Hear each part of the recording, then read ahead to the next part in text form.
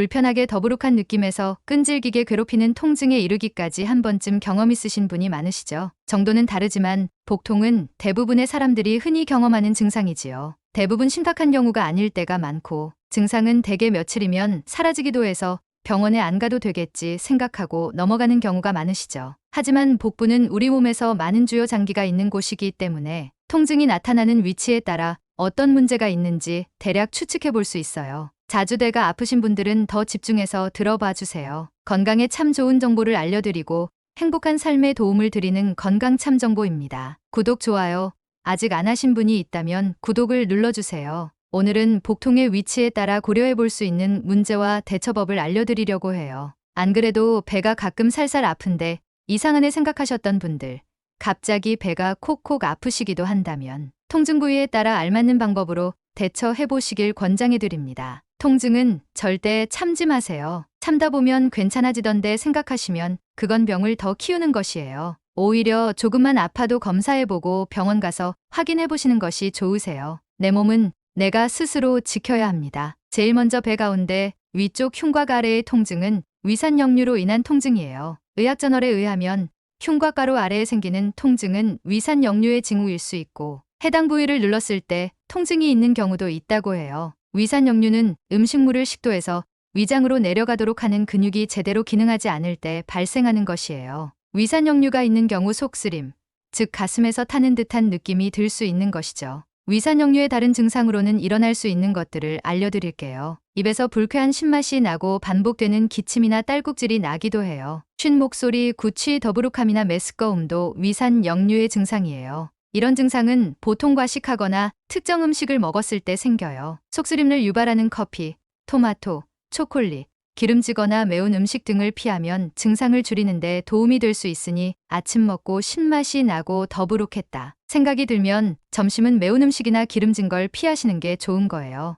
위산역류 증상을 치료할 때는 산을 중화시켜 증상을 완화하는 제산제를 복용하시면 도움이 돼요. 만약 거의 매일 속쓰림 증상이 있거나 생활 습관을 바꾸고 약을 먹어도 도움이 되지 않으면 병원에 가서 검사를 해보셔야 해요. 두 번째는 오른쪽 윗부분에서 생기는 날카로운 통증이에요. 여기 통증은 담낭에 생긴 담석으로 발생되는 통증으로 흉곽 바로 뒤에 위치한 담낭슬개의 원인일 수 있어요. 이 부위에 통증을 일으키는 가장 흔한 원인으로 담낭 안에 돌이 생기는 담석 때문이에요. 의학저널에 의하면 대부분의 경우 증상을 일으키지 않으며 치료를 하지 않는다고 해요. 하지만 담석이 담낭관 입구에 끼게 되면 갑작스럽고 극심한 복통이 나타날 수 있어요. 또한 담석이 있는 사람 중 담낭염과 같은 합병증이 생기는 경우도 있는데 이런 경우에는 반드시 치료를 받아야 해요. 방치할 경우 감염이나 폐혈증으로 이어질 수 있기 때문이에요. 담낭염의 증상으로는 고열, 메스꺼움, 발한, 식욕 부진, 황달, 배가 부풀어 오르는 거예요. 진통제를 복용하면 통증을 완화할 수 있지만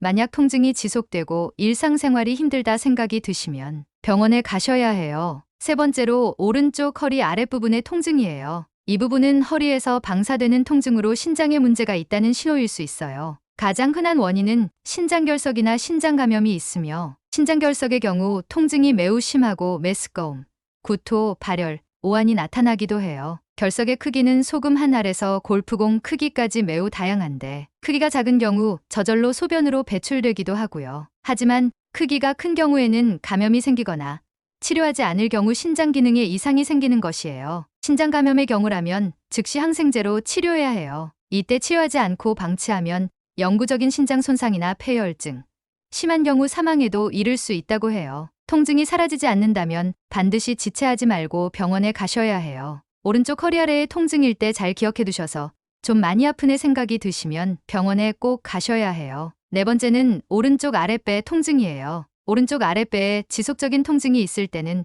대장과 연결되는 부위인 충수에 염증이 생기는 충수염일 수 있어요. 이 경우 처음엔 배꼽 주변에 뻐근한 통증과 함께 전반적으로 몸의 컨디션이 좋지 않다가 오른쪽 아랫배로 통증이 옮겨가요. 특히 통증이 지속되거나 눌렀을 때 통증이 있다면 충수염일 가능성이 높다고 해요. 식욕이 떨어지고 몸이 좋지 않고 변비나 설사 증상이 나타나는 경우도 있어요. 충수염은 조기 치료가 중요해요. 방치될 경우 충수가 터져 생명을 위협하는 감염을 일으킬 수 있어요. 따라서 이 부위에 상당한 통증이 생겨 가라앉지 않는다면 곧바로 병원으로 가셔야 해요. 충수염도 정말 위험한 통증인 거 기억하시고 오른쪽 아래 배가 아프실 때 몸 상태를 스스로 확인해 보시는 걸 잊지 마세요. 5번째로 하복부 가운데 통증이에요. 하복부 중앙에는 방광과 여성의 자궁이 있어요. 이 부위에 통증이 있다면 요로감염증의 징후일 수 있어요. 요로감염이 있다면 소변을 볼 때 타는 듯한 느낌이 들 가능성이 높고 소변에서 불쾌한 냄새가 나기도 해요. 경미한 경우에는 물을 많이 마시면 증상이 나아지기도 하지만 대부분의 경우,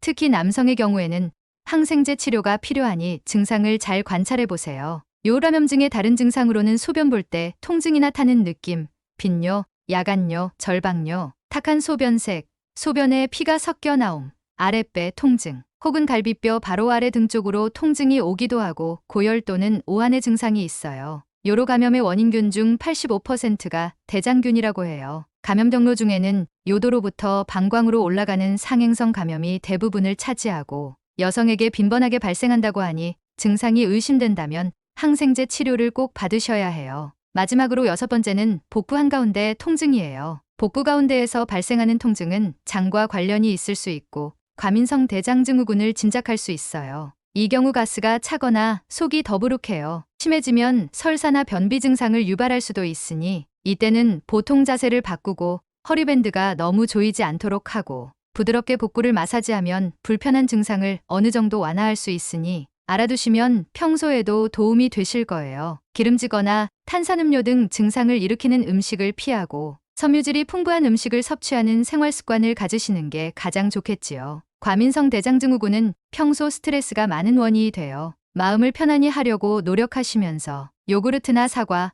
매실 생강차 같은 것으로 수분 섭취를 충분히 해주시면 건강하고 편안하게 생활하실 수 있어요. 복부 통증 부위에 따른 증상과 완화법을 알려드렸어요. 다른 것보다 오른쪽 허리 아래 부분이 아프시다면 그냥 넘어가시지 말고 꼭 증상을 확인해 보세요. 오늘 영상이 도움이 되셨다면 소중한 분께 이 영상을 보내주세요. 항상 건강하고 행복한 인생을 응원합니다. 감사합니다.